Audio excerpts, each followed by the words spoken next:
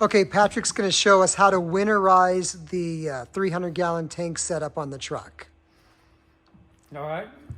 When winterizing, there are two sections you have to winterize. You have to winterize the hose and you have to winterize the motor. The liquid in the motor is the bigger concern, obviously, for expense reasons. When you say the motor, you're referring to the pump motor? Yes, the pump motor. The pump motor, which is right here. There's water in here, and obviously as water freezes, it expands, and it can end up cracking the cylinders. And the same thing with the hose, if it freezes and expands, it can end up cracking either from the seals or the connections and things like that. So that's why we're going to separate and do the two individually. To start with the hose, it's simple. You shut off the hose valve that runs from the pump all the way to the rest of the hose, and then we'll disconnect it. Make sure you wear gloves when doing this because there could be products that may have still been in there. Keep your hands from getting any of the products in you. And you'll put the end of the hose in here. And then using the other end of the hose, we're going to disconnect the gun from this side.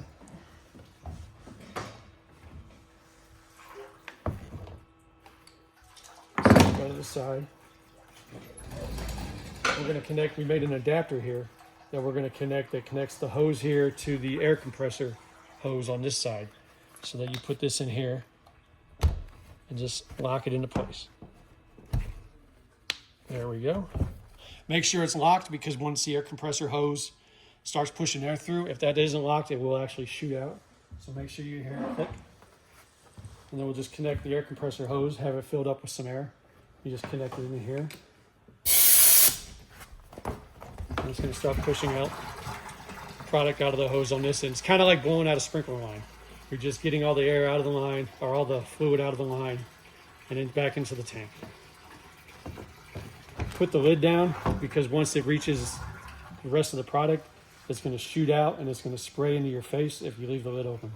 So closing the lid will help keep the product from backfiring back into you. All right, so taking it apart, keep this in here because the air is going to also shoot this way back out as well. So closing, well, it's going to release whatever air was in the line back out this way. That was just air buildup that was in the line that's shooting back, is that right? Right.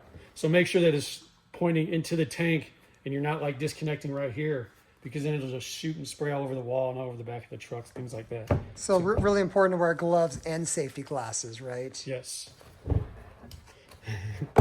Or I have corrective glasses. I think that'll be all right for me. But safety glasses is better. So you're done. With the hose, you're done. You can connect this back to the pump. You leave the shut-off valve off. You don't need to mess with it. And besides, when we winterize the pump, we don't want fluid shooting back into the hose. So just leave this off. Leave the valve on the off position. Yes. Now, a question for you. Is this motor, the pump motor, is it completely free of water now? Is it empty? No, the pump still has water in it. We've only emptied just the hose. We haven't done anything to the pump yet.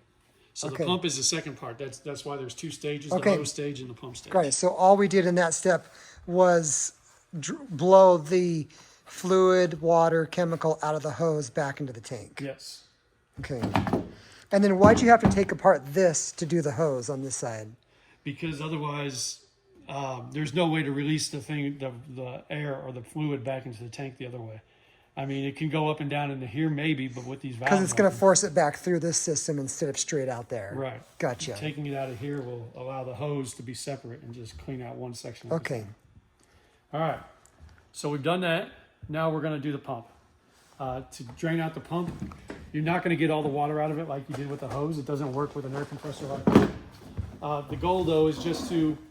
thinking like a sprinkler line again, the idea is to just, as long as you get some air into it, the air will give some room so that if whatever water or something is in there and it does freeze, it'll have place to expand without cracking the cylinder head or cracking the pump heads.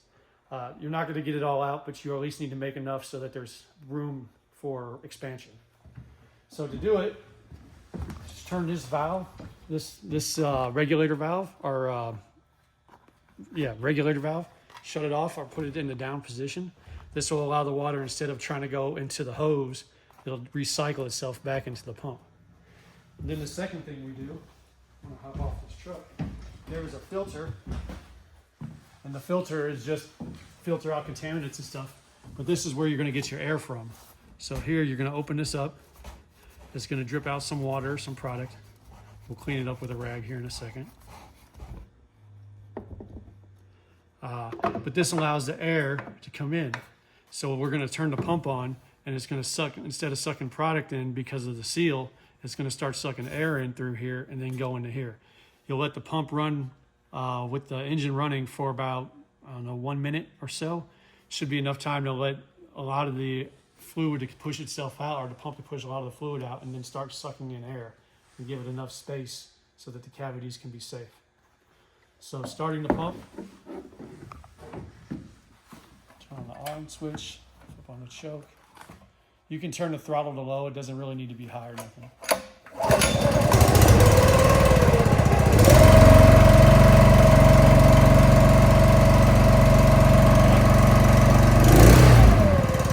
Like I said, let it run for about a minute so that it can continue to do what it's doing and pump in some air. It doesn't take long, but a minute should be safe.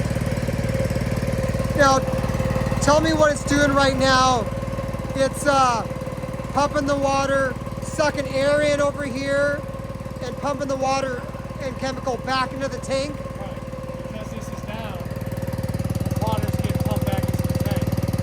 So the pump is working the way it's supposed to. It's supposed to be sucking in a product and pushing it out back into the tank.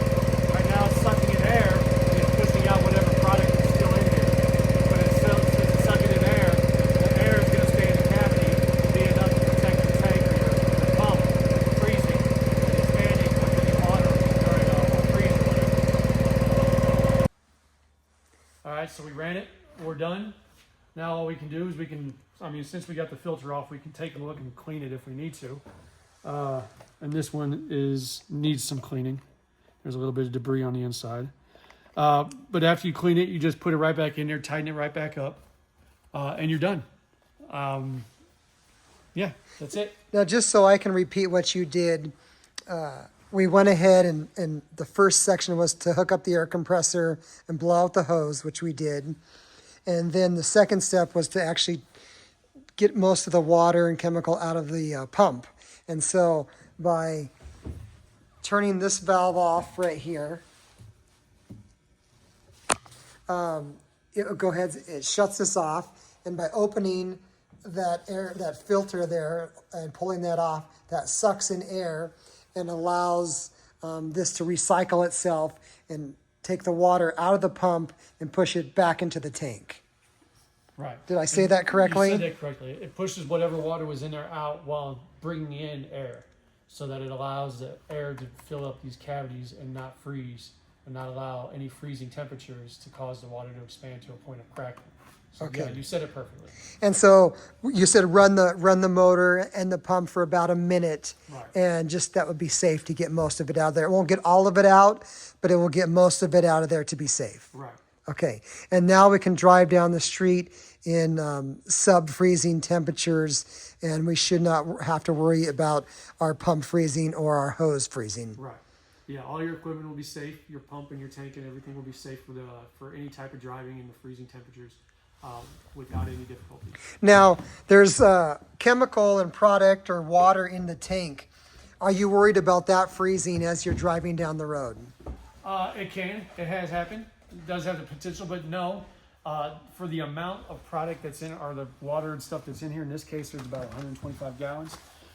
It's going to take, you'd have to be outside for an incredibly long time at incredibly sub-zero temperatures for it to freeze. It has in the past crystallized on the top, like on the top film, created a crystallized film.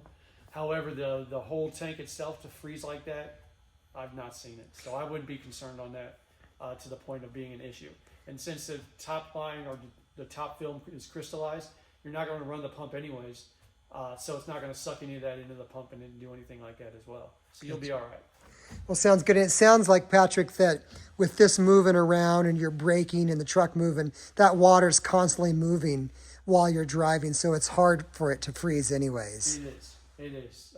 Yeah, just constant agitation will help keep it from freezing up. Okay.